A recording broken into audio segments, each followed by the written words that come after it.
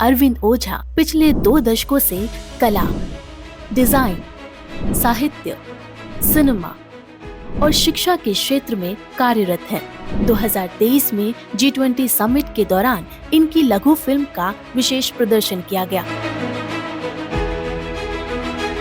अरविंद ओझा को कई अवसरों पर विभिन्न पुरस्कारों से भी सम्मानित किया गया है। दुनिया में शायद ही कोई ऐसा इंसान होगा जो खुद को कला और संस्कृति से अलग समझता होगा, क्योंकि इस समाज का जो आधार है वो हमारी संस्कृति है, वो हमारी कला है। लेकिन इस कला और संस्कृति को समझना थोड़ा सा जटिल हो चुका है। लेकिन इसके लिए अब आप बिल्कुल भी टेंशन मत लीजिए, क्योंकि हमारे इस शो जिसका नाम है कैनवस क्लिक, उसमें हम बात करेंगे कला और संस्कृति से जुड़े हुए कुछ खास और जरूरी मुद्दों पर। आइए स्वागत करते हैं हमारे स्टूडियो में अरविंद ओझा जी का। Welcome sir. Thank you. हम कला और संस्कृति की बात कर रहे हैं और आपका यहाँ होना उतना ही इम्पोर्टेंट है जितना लोगों के पास इस बात का पहुँचना कि आखिर कला और संस्कृति क्यों जरूरी है। मैं चाहूंगी कि आप हमारे दर्शकों को अपने बारे में कुछ बताएं। जी, सबसे पहले बहुत बहुत धन्यवाद मुझे यहाँ आमंत्रित करने के लिए। और अपने बारे में मैं बस यही बताना चाहूँगा कि पिछले 2 दशकों से मैं कला संस्कृति का एक सहयात्री हूँ और एक लंबी यात्रा मैंने कला संस्कृति में बतौर कलाकार और लेखक, कला लेखक और अन्य जो विधाएं हैं साहित्य की, कला की, सिनेमा की, उससे मेरा सरोकार रहा है। और रही बात कला और संस्कृति के अर्थ जानने की या उसके जो प्रभाव हैं कि हम कैसे उसको जीवन पे उसका जो प्रभाव है उसको हम कैसे समझें, या हमारी जो दिनचर्या है उसमें उसका जो प्रभाव है वो कैसे रहता है और क्यों प्रासंगिकता है कला और संस्कृति की। एक ऐसे हम समय में जी रहे हैं जब पूरी जो दुनिया है और समय का जो ये दौर है जिसमें हम देख रहे हैं कि सब लोग अर्थ के पीछे भाग रहे हैं। उस समय कला संस्कृति को हम सिर्फ सौंदर्य के विषय के रूप में जानते हैं या एक मनोरंजन के साधन या उपादान के रूप में जानते हैं। तो ऐसे बहुत सारे प्रश्न हैं, सहज प्रश्न हैं जो किसी भी व्यक्ति के मन में स्वाभाविक तरीके से आते हैं। और मैं आपको ये बताऊं डिम्पिका कि मैं देश के बहुत सारे यूनिवर्सिटीज़ में बतौर वक्ता जाता हूं और बहुत सारे बच्चों से मुझे इंटरेक्ट करने का मौका मिलता है। अनेक विषयों पे मैं जाता हूं बोलने के लिए। तो वहाँ भी ये जो प्रश्न है, जो जीवन का जो सांस्कृतिक पक्ष है वो क्यों महत्वपूर्ण है, इसको लेकर जो उत्सुकता है बच्चों में वो मैं देखता भी हूँ। और मेरी कोशिश होती है अपने वक्तव्य में बोलने के क्रम में कि मैं उन अर्थों को, उन बातों को उनके समक्ष रखूं और उनको बताने की चेष्टा करूं कि दरअसल क्यों ये महत्वपूर्ण है। 2 छोटी बातें हैं लेकिन मुझे लगता है कि बहुत महत्वपूर्ण बातें हैं। वो ये कि जीवन के जो आयाम है वो सामान्यतः 2 स्तर पे है। एक वो जीवन जिसको हम बाह्य रूप से देखते हैं, जिसमें हम सब हैं, और दूसरा वो आयाम जो हमारा अंतर्जगत है। ठीक है। तो आप इसको ऐसे समझे कि जो बाहरी जो जीवन का आयाम है, जिसमें सारी जो जीवन की जो क्रियाकलाप है, जो एक्टिविटीज हैं, जितने भी एक्शंस ओरिएंटेड जो हमारे थॉट्स हैं वो मैनिफेस्ट होते हैं, वो कहीं न कहीं हमारे जीवन को सुंदर बनाने में, उसे एक अर्थ देने में सहायक होते हैं। लेकिन उस बाह्य जगत को जो सचमुच धारण करता है अपने होने में, जो उसको ठीक से संचालित करता है, जो उसको दिशा निर्देश देता है कि अगर हमारा अंतर्जगत सही रहेगा तो बाहर की चीजें भी हमारी बेहतर होंगी। तो अंतर्जगत जो होता है जीवन का, वो सांस्कृतिक पक्ष का मतलब ही है कि मनुष्य का जो अंतर्जगत है वो जीवन का सांस्कृतिक पक्ष है, जहाँ पे हमारे संस्कार हैं, जहाँ पे हमारे भाव हैं, जहाँ पे हमारे विचार हैं, जहाँ पे हमारे बोध हैं, जहाँ पे हमारी अनुभूतियाँ हैं और जहाँ पे वो स्रोत हैं जिससे हमारी सारी रचनात्मक अभिव्यक्तियाँ निकलती हैं। यहाँ रोककर मैं आपको एक सवाल पूछना चाहूंगी कि आपने बोला हमारे विचार, हमारे संस्कार, ये हमारे सिर्फ हमसे ही शुरू होकर हम पर खत्म है या इनका कोई बहुत ही पिछला रिश्ता जुड़ा हुआ रहता है? यानी कि संस्कार, संस्कृति का जुड़ाव हमारे कितने पुराने इतिहास से जुड़ा हुआ आ रहा है? जी, ये भी एक बहुत महत्वपूर्ण प्रश्न है। और इसको समझने के लिए हमें थोड़ा सा इस विषय को थोड़ा और विस्तार देना पड़ेगा। देखिए, दरअसल क्या है कि अंतर्जगत जो है वो जीवन का सौंदर्य है। अगर हम अंदर से खुश होते हैं तो हम लोगों को खुशियाँ देते हैं। हम अंदर से अगर सुंदर होते हैं तो बाहर हम सुंदरता को ढूंढते हैं। अगर हमारे अंदर नैराश्य होता है, निराशा होती है, तो हमें यही जो दुनिया अभी सुंदर दिख रही है वो तत्काल हमें अच्छी नहीं लगती। बिल्कुल, और चिड़चिड़ाहट से वो चिड़चिड़ाहट और होती बिल्कुल है। माहौल बदल जाता है। जी, तो इसका मतलब ये है कि इसको और मैं ठीक से अगर डिफाइन करूं तो जैसे एक प्रोजेक्टर होता है और आप एक सेलुलाइट पे फिल्म देखते हैं, तो सेलुलाइट पे जो कुछ भी चल रहा है, चलचित्र जो चल रहा है, वो जीवन की खेल है जिसमें हम सब देख रहे हैं और हमें लगता है कुछ समय के लिए यही रियलिटी है। लेकिन दरअसल सारे खेल उस प्रोजेक्टर में चल रहे होते हैं, उस सेलुलाइट पे नहीं चल रहे होते हैं। कुछ भी छेड़छाड़ जब आपको सेलुलाइट में करना होता है तो दरअसल आपको अपने प्रोजेक्टर में छेड़छाड़ करनी पड़ेगी। वहां पे जैसे ही आप कुछ बदलाव करेंगे, वो पूरा का पूरा जो दृश्य है जो सेलुलाइट में हमें दिख रहा है वो स्वयं ही चेंज हो जाएगा। तो अब रही बात कि ये जो मूल्य है संस्कृति की, जो दृष्टि है जो संस्कृति की, वो इसीलिए मैं बोल रहा हूँ कि ये हम तमाम कोशिश करें। मैं सारी युवाओं को भी बोलता हूँ कि चूंकि मैं कॉर्पोरेट जगत में एक लंबे समय तक रहा हूँ, मैं बिजनेस के भी बहुत सारे पहलुओं से मेरा सरोकार रहा है, और अपने जीवन यात्रा में जीवन ने मुझे ऐसे मौके दिए कि मैं अलग अलग संदर्भों के जो सत्य हैं उसको मैं महसूस कर सकूं। ऐसा नहीं था कि मेरा चुनाव था। बहुत बार जीवन में ये भी होता है कि हम अपने क्रम में, अपनी गति में हम आगे बढ़ रहे होते हैं, लेकिन जो प्रकृति है, जो ये जीवन है, आपका चुनाव करती है और कुछ चीज़ आपको बताती है।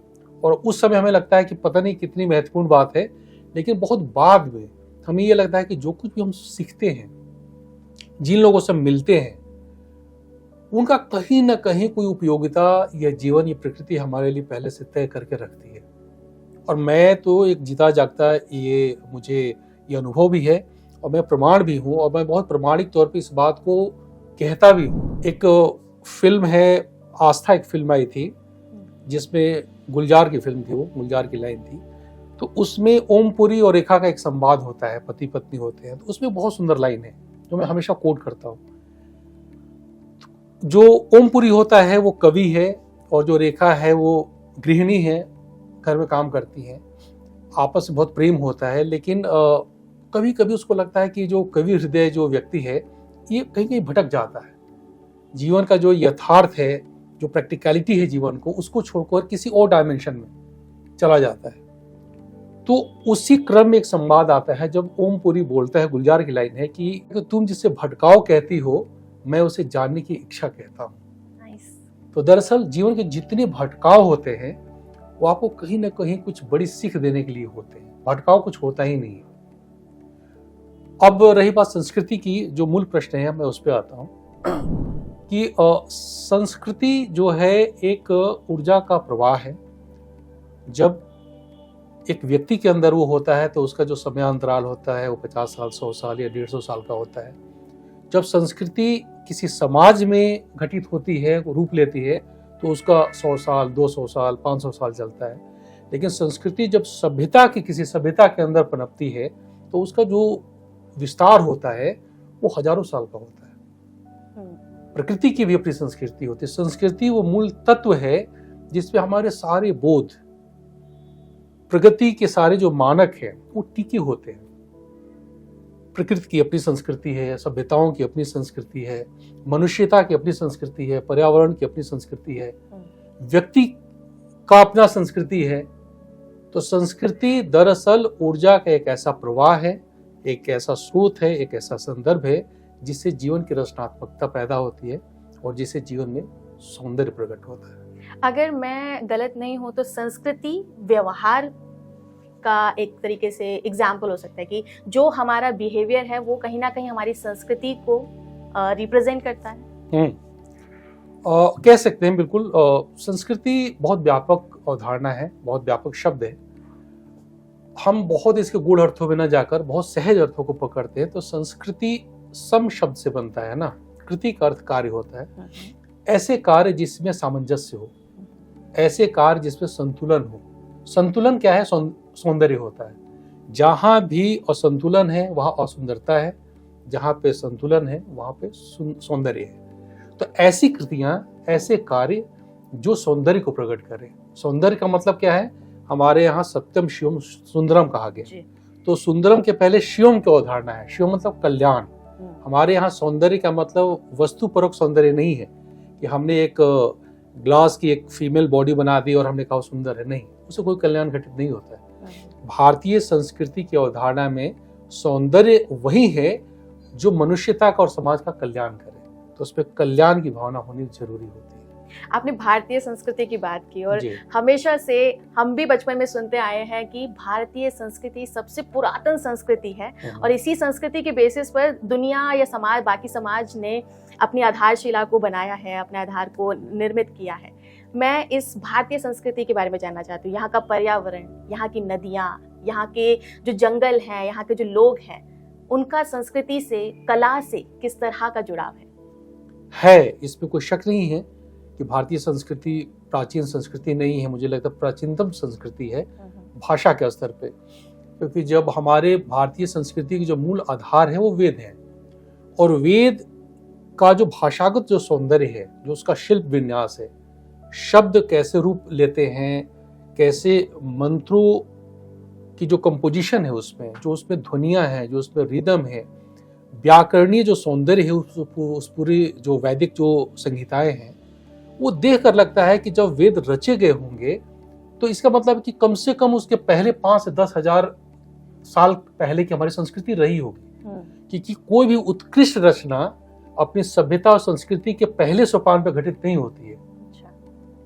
हमेशा बेहतर चीजें लास्ट में घटित होती है। जब एक हम लंबा समय गुजार लेते हैं, आज मैं 20 साल की यात्रा करके मैं आपके साथ बैठा हूं, तो मैं इन विषयों पे बात कर पाता हूँ। लेकिन क्या मैं 20 साल पहले भी बात कर सकता था? शायद नहीं। तो जब हम वेद को देखते हैं तो हमें ये समझ में आता है कि उसका जो सौंदर्य है, हम छोड़ देते हैं बाकी चीजें, हम उन चीजों पे जाते हैं, भाषा के ऊपर जाते हैं, शब्द विज्ञान के ऊपर जाते हैं, उसका जो लिरिकल जो एस्थेटिक्स है वेद के मंत्रों के, तो ये समझ में आता है कि ये जो संस्कृति जो है वो सिर्फ 3000 साल पहले जो हम कहते हैं कि हड़प्पा सिविलाइजेशन से हमारी संस्कृति शुरू होती है, ऐसा नहीं है। पुराण में जब जाते हैं तो हम कहते हैं कि हम युगों की परिकल्पना है कि अब कलयुग है तो द्वापर था, फिर त्रेता था, तो हम लाखों साल पीछे चले जाते हैं, उसको भी हम यहाँ छोड़ देते हैं। लेकिन मैं सिर्फ ये कहना चाहता हूँ कि जब भी हम संस्कृति की बात करें तो उसकी जो प्रामाणिकता है, इतिहास है, पुराण है, मिथक है। मिथक और इतिहास में भी एक थोड़ा सा डिफरेंस है। मैं बात के क्रम में भी ये क्लियर कर देना चाहता हूँ कि मैं अक्सर सुनता हूँ लोगों को बोलते हुए, बहुत सारी जगहों पे मैं जाता भी हूँ, इतिहास और मिथक को, जैसे हमारी जितनी भी पौराणिक जो मान्यताएं हैं, कहानियां हैं, उनको लोग कहते हैं कि मिथक है, मैथोलॉजी है। तो अर्थ क्या है मिथक का? पुराण कहता है हम इतिहास है। दोनों का डिफरेंस सिर्फ यही है कि इतिहास जीवन के वो कहानियां, वो सत्य की अभिव्यक्तियां हैं जिनके प्रॉपर डॉक्यूमेंटेशन किए गए, वो इतिहास आया बना। लेकिन वो सत्य जो बहुत पहले घटित हुए थे, लेकिन उनके साक्ष्य जो थे एकत्रित नहीं थे, जहां तहां थे, लेकिन उसको हम कभी भी संपूर्ण तरीके से रख नहीं पाए, लेकिन सत्य थे, वो घटित हुए थे किसी समय के कालखंड में। वो सारी अभिव्यक्तियां, वो सारे सत्य जो उस तरीके से एकत्रित नहीं हुए, डॉक्यूमेंटेशन नहीं हुआ, उसको मिथक कहा जाता है। तो मिथक का अर्थ झूठ नहीं होता है। मिथक का अर्थ वो सत्य, सभ्यता संस्कृति की वो सत्य, वो अभिव्यक्तियां जिनको वैज्ञानिक ढंग से, जैसे आज की जो परिपाटी है, उसमें हम संकलित नहीं कर पाए, यानी जो छूट गए हैं वो मिथक कहलाते हैं। हाँ, तो इतिहास और मिथक में मूलतः यही भेद है। सवाल क्या है कि वेद कैसे हम पढ़ें? बिल्कुल, आज के बच्चे कैसे पढ़े?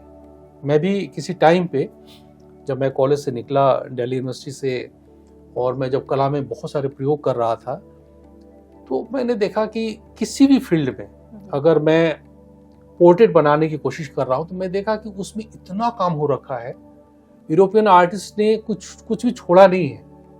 भारतीय कलाओं में भी अद्भुत प्रयोग हुए हैं। यहाँ के संस्कृति में, कलाओं में, लोक कलाओं में, तंत्र कलाओं में विचार की ऐसी उन्नत अवस्थाएं अभिव्यक्त हुई हैं और अगर आप वहाँ पे जाते हैं, रेनेसांस में जाते हैं, जब आप मोनालिसा देखते हैं, डेविड देखते हैं, लास्ट सपर जैसी पेंटिंग देखते हैं, या हजारों ऐसी पेंटिंग्स के मैं नाम ले सकता हूँ जिसकी तुलना नहीं की जा सकती। वो कितनी सुंदर अभिव्यक्तियां हैं, मनुष्य द्वारा की गई, मनुष्यता के लिए अत्यंत सुंदर अभिव्यक्तियां हैं। तो ये सवाल किसी भी रचनात्मक व्यक्ति के जीवन में आता ही है कि सच क्या है, हम कैसे समझे चीजों को। तो मेरे ख्याल से 99 के आसपास की ये बात है, और मेरे सामने ये प्रश्न आया कि मैं क्या बनाऊं। क्या मैं पोर्ट्रेट बनाऊं, क्या मैं लैंडस्केप बनाऊं, क्या मैं कॉन्सेप्चुअल आर्ट बनाऊं, क्या मैं एब्स्ट्रैक्ट आर्ट बनाऊं।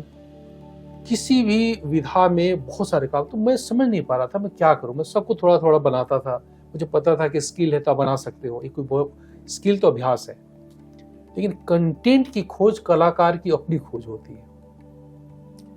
तो फिर मैं एक दिन ऐसे ही बैठा हुआ था और मेरे मन में स्वतः एक प्रेरणा आई, एक विचार आया, जिससे मेरा ये जो भ्रम है टूटा।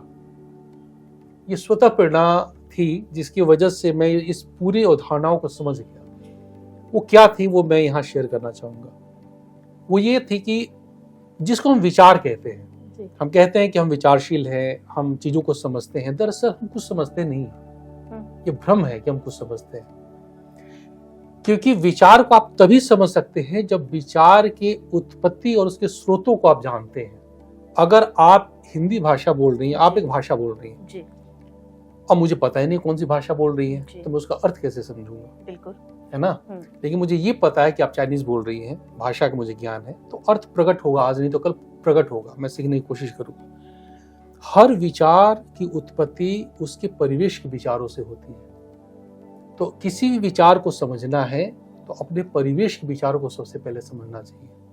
अपने परिवेश के, या जहां से वो विचार आया उस परिवेश को समझना। परिवेश से ही विचार आते हैं। जैसे आज हम लोग स्टूडियो में बैठकर हम शूट कर रहे हैं, तो एक परिवेश है, यहाँ एक खास तरह की विचार की अभिव्यक्ति हो रही है ना। ठीक इसी समय किसी गांव में कुछ और बातें हो रही हैं, वहाँ का परिवेश अलग है, वहाँ ही विचार नहीं है ना। यह हो सकता है कि आप और मैं ठीक इसी समय कहीं और होते तो कुछ और बात कर रहे होते। तो हर विचार जो अभिव्यक्त हो रहे होते हैं, आप किस सराउंडिंग में हो, किस परिवेश में हो, वहीं से निकलते हैं। पहली बात, हर परिवेश के जो विचार होते हैं वो कहाँ से आते हैं? हर परिवेश के विचार उसके समाज के विचारों से आते हैं। हम दिल्ली में हैं, हम एक प्रोफेशनल सर्कल में बैठे हुए हैं, खास तरह की सराउंडिंग है, खास तरह के थॉट्स हैं। अगर हमारे समाज को चेंज कर दिया जाए, ठीक इसी समय मान लीजिए हम लंदन में होते, कुछ और बातें हो रही होती, है ना। हर समाज के विचार कहाँ से आते हैं? हर समाज के विचार उसके संस्कृति के विचारों से आते हैं। और हर संस्कृति के विचार कहाँ से आते हैं? हर संस्कृति के विचार हर देश या समाज के दर्शनों से आते हैं। संस्कृति के विचार तब तक आपको नहीं समझ में आएंगे जब तक आपको संस्कृति के दर्शन समझ ना हो। लेकिन सवाल है कि दर्शन कैसे हम पढ़ें। फिर वहीं पे हमें आ गया कि कैसे हम वेद पढ़ें, हम कैसे 6 दर्शन पढ़ें और 10 दर्शन पढ़ें। तब एक और महत्वपूर्ण बात है, वो ये है कि हर देश या समाज के जो दर्शन के जो मूल तत्व होते हैं वो उस देश के महाकाव्यों में संरक्षित होते हैं। तो अगर आप महाकाव्य भी पढ़ लेते हैं तो न सिर्फ आप दर्शन समझ लेते हैं, आप संस्कृति की अवधारणा समझ लेते हैं और समाज के विचार समझ लेते हैं, और उस समाज से निर्मित होते जो परिवेश है उसका अर्थ समझते हैं, और उस परिवेश से जो विचार हमारे पास आ रहे हैं हम उसको भी ठीक से समझते हैं। तो इसका अर्थ हुआ कि हमारे देश में जैसे रामायण और महाभारत महाकाव्य हैं, तो जब हम ये 2 महाकाव्यों को पढ़ते हैं तो ये पूरी जो चेन है विचारों की वो सब समझ में आती है।